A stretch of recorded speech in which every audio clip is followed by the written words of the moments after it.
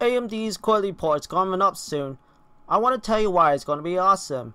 I am 90% sure it's going to be awesome, and it's going to cause the stock price to jump 10 to 20%. First, I want to talk about legendary CPU architecture Jim Keller. He holds a Bachelor in Science in Electrical Engineering. From Pennsylvania, he used to work for Apple and then left, so he could develop a masterpiece at AMD. The architecture, codenamed Zen, was later renamed to Ryzen. Jim Keller took the job because AMD wanted to take a swing at Intel, so he challenged himself to make an architecture that could compete with Intel. Jim Keller never stays in one place for too long. Once Zen was completed, he left the company and is now working with Tesla. Our guess is to help Elon Musk develop artificial intelligence. In recent weeks, Intel has been acting kinda childish. They finally see AMD as competition, and their domination on the market is starting to slip.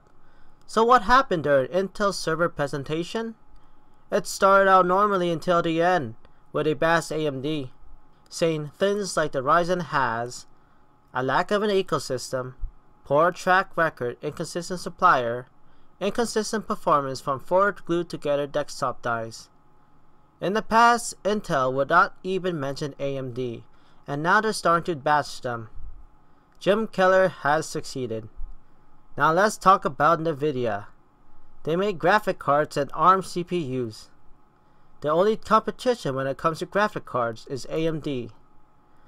According to Adore TV, link in the description below, NVIDIA is recommending Ryzen CPU for their graphic cards.